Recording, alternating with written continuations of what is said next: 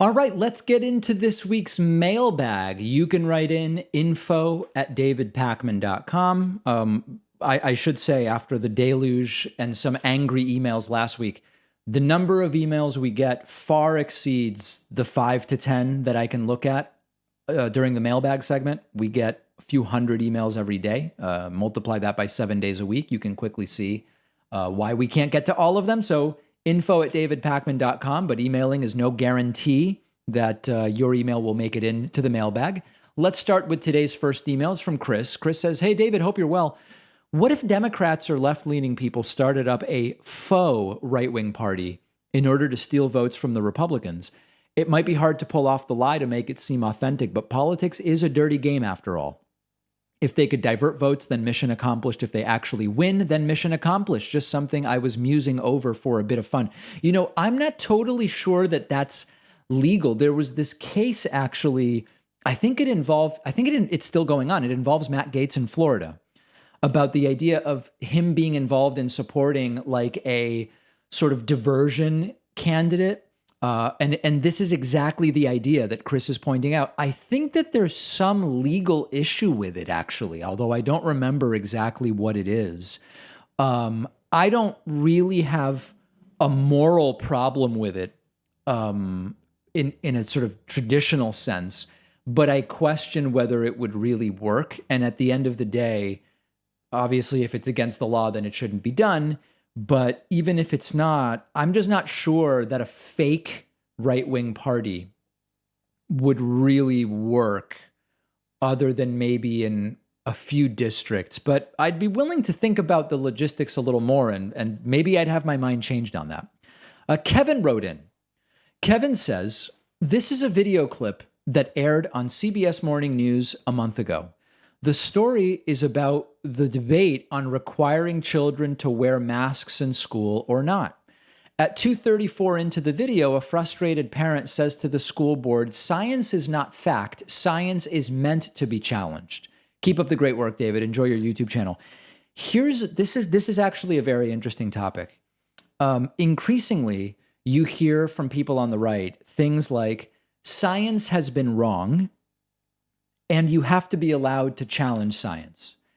Both of those statements are true, but you've got to challenge science with science. And contrary to, this is what makes science different than religious beliefs. In most organized religion, as well as in cults, you're not rewarded for challenging the orthodoxy and the teachings of the pastor, cult leader, whatever. Science, on the other hand, first of all, has a self-correcting mechanism where hopefully we can duplicate results. We do more studies. And there's also pretty big financial and fame rewards if you are able to disprove some major accepted theory in science. But you've got to do it, sorry, as I hit my mic, you've got to do it with science. And so simply coming in and saying, well, I challenge the science of vaccines with my opinion that they do this or that they do that, or my pastor's feeling that they do this and that. It's absolutely true that science is meant to be challenged. The scientific method includes such a framework for those challenges, but that doesn't mean anyone's opinion is just as valid of a challenge or alternative to the accepted scientific view. So often with these people, there's like this kernel of truth, but it's completely misunderstood and misapplied. More people continue to write in about the Trump flu pandemic thing, 1917 flu, 1918 flu. As many of you know, Donald Trump started saying the 1917 flu, even though it's 1918, and he kept saying it. Some people said, oh no, he's saying 17 because 17 is the 17th letter in the alphabet. Q is the 17th letter in the alphabet. It's a signal to QAnon. AT wrote in and has a different idea and says, "Sir, your 1918-1917 flu analysis being a product of Trump's narcissism got me laughing. That's my theory on why Trump eats well-done steaks with ketchup. When asked, 'Sir, how would you like it cooked? Would you like it rare, medium, well done?' Trump answered, not understanding the question, 'Of course I want it well done, like correctly done.' And that same narcissism prevented him from sending his dry steak back. To partially remedy his predicament, he used ketchup because it was there. When asked why, he declared it's how he always eats his steak. I wish this were true, but the simpler explanation may be a burnt steak with ketchup most resembles his favorite hamburgers. Anyhow, thanks for bringing some sanity to the world. Appreciate what you do. Yeah, I think there's a lot to that. Not that this is like the most important issue, but I do think often with Trump, it's like when he started saying plasma instead of plasma, and maybe someone went to him and said, it's plasma. And he was like, no, no, no, no, no. I say plasma. Maybe nobody did. And he has no awareness that he may be saying something wrong. But I think that the narcissism is a more likely thing than it's a signal to cue. He called it the 1917 flu. Maybe someone corrected him, or he certainly must have seen it on the news. But he decided, no, I call it the 1917 flu. I think that that's a very plausible scenario. Next email today is from Chris. Chris, this is very interesting. Chris says, David, I live in Texas and identify as a Republican, but frankly, I'm embarrassed to be one at this point in time. It seems a large number of Republicans currently in office don't live in reality.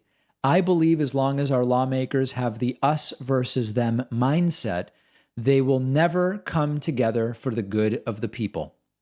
It is time for the American people to get off the couch and vote to remove these stagnant lawmakers and replace them with individuals who will put the people first. Is it time to form a common sense party? I enjoy the show and appreciate you shining a light on things no matter what side of the fence they are on.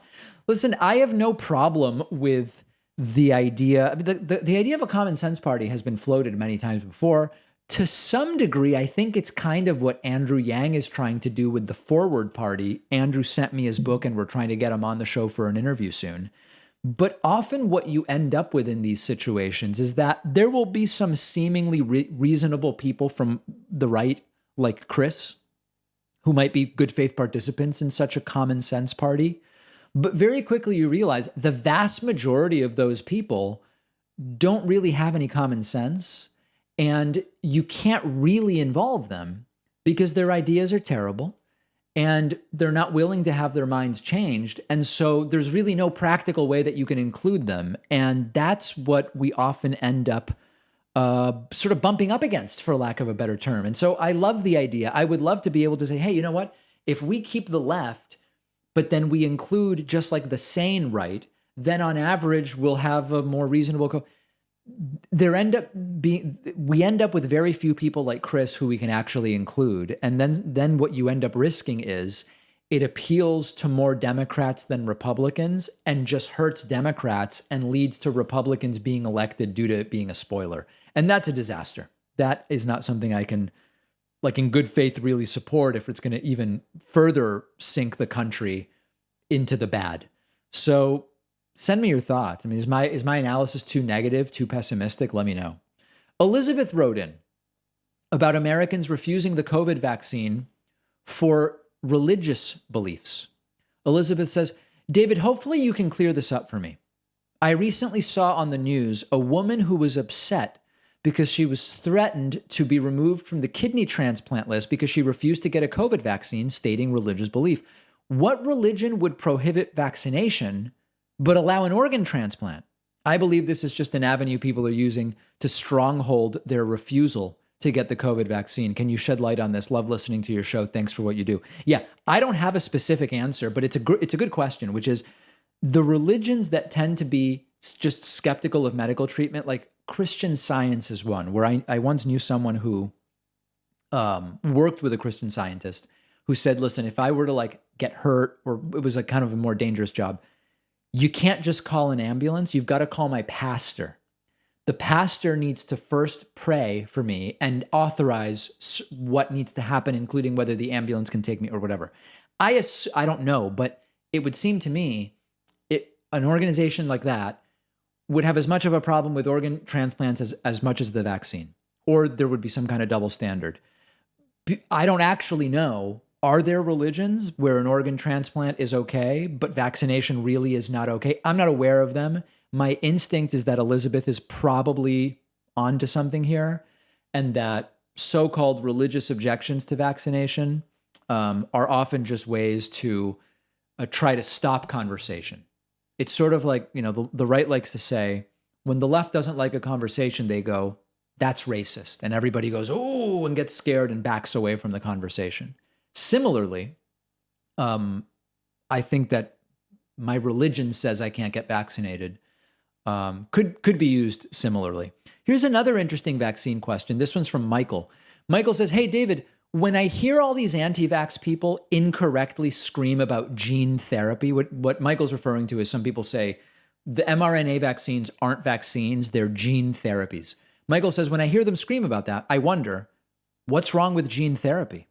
I'm not an expert on the subject, but isn't gene therapy how we would eventually cure such diseases as cancer, diabetes, and dementia, to name a few? I always thought of gene therapy as the holy grail of medicine relating to longevity. Just wanted to share that thought. Yeah, I mean, listen, I'm not an expert on that, so I shouldn't really comment specifically. But this reminds me of the vaccine makes you magnetic. It magnetizes you. Do we know for sure that being magnetized is bad? And what I mean by that is it's sort of a joke, but have the anti-vaxxers who say the vaccine magnetizes your arm or your whole body, have they said why it's bad to be magnetized? Understanding the problems with metal implants and MRIs, we could imagine some reasons. But the point is, they don't really ever say that. They just say, well, it's this, and therefore it's assumed to be bad. Is it bad? If the vaccine worked via gene therapy, maybe that's okay as long as it protects you from serious COVID and death. So very good point from Mike there. And then here's a little bonus for you. This one's from YouTube. This is just wild. Someone wrote to me and they said, Rread the FDA website, idle approved for EAU, not EUA, EAU, or the word for water in French. Emergency use authorized, requiring Madonna, J&J, Pfizer. You paid opposition. Remember, it's the anti-vaxxers getting paid, not the people reporting the science. But I did not know that the FDA was now, by emergency use, requiring Madonna songs be played. I find that extremely authoritarian. If people don't like Madonna, they shouldn't be forced to listen to Madonna. I think that that's absolutely horrible. Obviously, this is just riddled with misspellings. They meant Moderna by Madonna. They meant EUA rather than EAU. Oh boy. This is, there's two views about something like this. One is these are obviously foreign trolls because the English is such a disaster.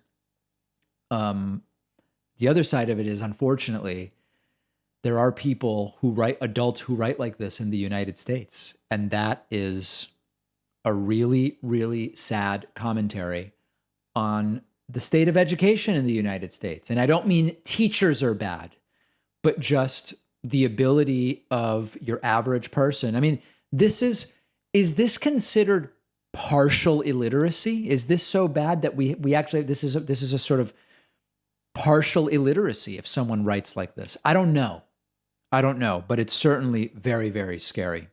You can write to me, info@davidpakman.com. Remember, just writing to me doesn't guarantee that your email will be chosen, but it is info@davidpakman.com. You can also sign up for the bonus show, an extra show every day at joinpakman.com. Sign up today. It's a beautiful thing.